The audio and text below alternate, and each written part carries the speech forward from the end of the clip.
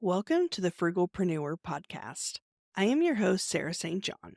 This episode is what I refer to as a showcase episode where I feature a bootstrapped entrepreneur and they briefly share their tips, tricks, tactics, techniques, and tools that help them bootstrap their business and the successes and failures along the way. My hope is that each of these showcase episodes will provide at least one valuable takeaway that you can implement right away in your own bootstrap business journey. Now, on to the episode. Hello, my name is Ilona Phillips, and I am originally from the Czech Republic. I immigrated to the US in 1997, and I came as an au pair, really for just 1 year to improve my English and go back to Europe. And ultimately, my plans changed. I went back to school, undergrad and graduate school, and ultimately became a psychotherapist. And that's what I am today. And I went from a solo provider to about 30-member team. I used to run my office by the hour and eventually grew my caseload big enough that it warranted me renting a space for myself on a monthly basis. And when I needed a bigger space or a new space, the only space or office that was available was a 3 office suite. And this is downtown Ann Arbor. And I jumped on that opportunity, although I knew that I would need to add at least a couple of colleagues or possibly team members to fill that space and run a solid business. And ultimately, they actually became my team members. And from there on, I've grown this team into 30 people team. And as you can imagine, the demand for mental health services continues to be so high. And I'm just delighted we can serve more and more folks. So, as I noted previously, I'm someone who does things pretty safely in some ways, which is why I was renting my psychotherapy office by the hour from somebody for a while. Then I ultimately got my own space. And then from there on to the 3 office suite. But I certainly getting to a place of 30 employees or 30 team members has not been easy. It has taken years and plenty of blood, sweat, and tears. And my children would tell you about the different moves that we had to make as the office was expanding, the fact that we would paint walls in the office on Mother's Day or other holidays. They can tell you how many times they had pizza in the office while me and my husband were assembling IKEA furniture and beautifying the spaces that we were able to secure. And we have always run this business very lean to a great degree, just me, my husband, and our billing team.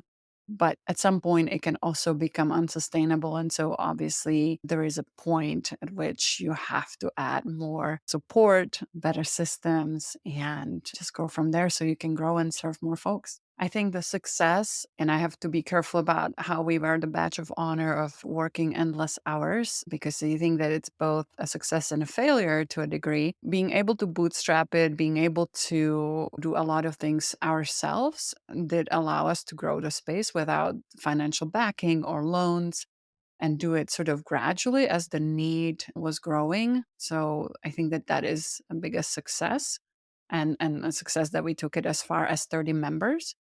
I think that that at the same time became perhaps a failure or a definitely a lesson or many lessons learned because doing it that lean for so long has also led to significant burnout and sort of was standing in the way of further growth at some point if you don't put enough support and systems in place at the right time, you are actually hindering the growth and possibly even quality of your leadership and the business in general. If I had to do it over, I think that I would be implementing some of those changes earlier than we actually did.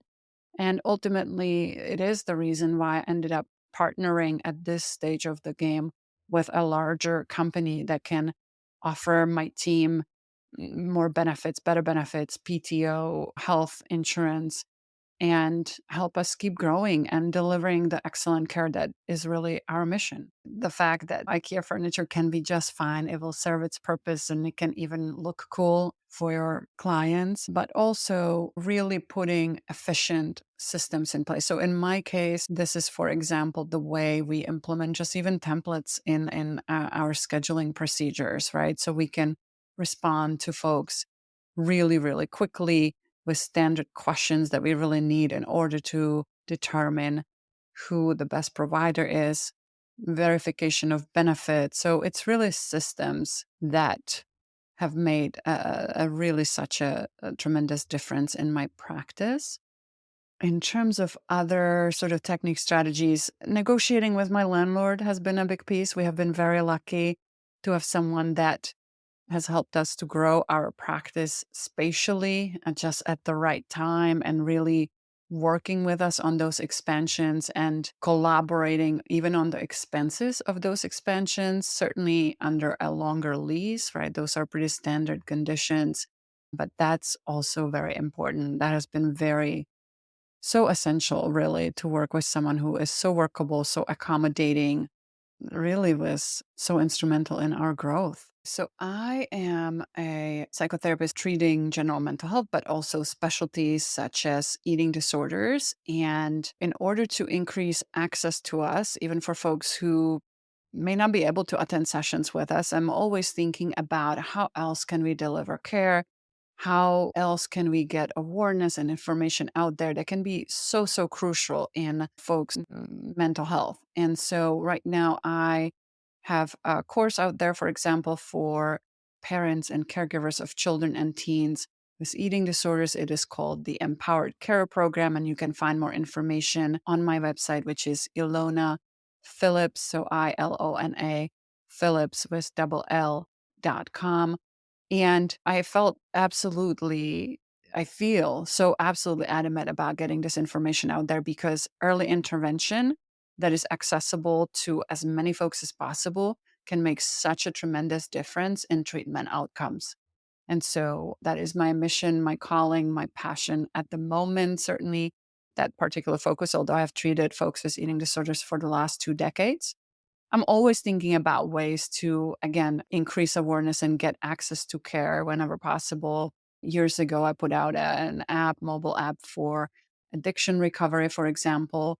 So that would be my suggestion. And I would say to folks, you can bootstrap it. If you have financial backing, great. But either way, right, you're going to have to see solid outcomes to see if it makes sense to continue that effort or if it's better to shift your focus elsewhere.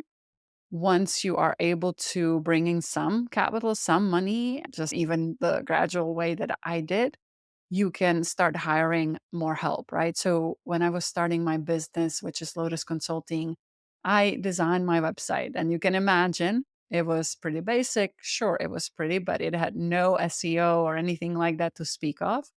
And these days, I am able to hire folks that are much better at some of these things, right? That is not my zone of genius.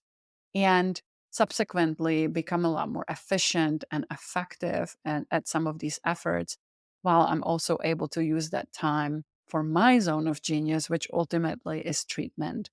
So those would be my some of my parting words. Give it a try. Obviously, you cannot go into anything without a pretty solid plan and some market research, but also at some point you just have to take the leap and try it out and put some boundaries around it. You know, if you are just trying it out, does it have a time limit? Doesn't have a financial limit? What kind of outcomes would you have to see? What kind of KPIs, key performance indicators, would you have to see for this to be validated and make sense? So, those would be some of my thoughts on pursuing entrepreneurship or starting a business. I will say that when things get hard, it sure does help that my business has a very strong mission. I'm very committed, like I said, to getting treatment to folks as wide as possible, education, awareness. And so when things get particularly hard, that is a big driving force behind my efforts. And the same goes for even my team. Sometimes things are hard and we don't always necessarily agree on every mission of our company or every move of our company, but I will never lose sight of my values and how I want to show up and who is the person that I want to be, regardless of what is happening. We haven't always had the best, friendliest landlord or helpful landlord, or our employees have been outstanding. But of course, once in a while, you might get someone with whom you don't see eye to eye. Just don't lose sight of your values, don't lose sight of your mission, and good luck.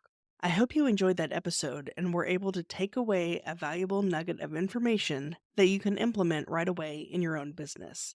If you feel your story would be valuable for the listeners of this show, please visit frugal.show/guest.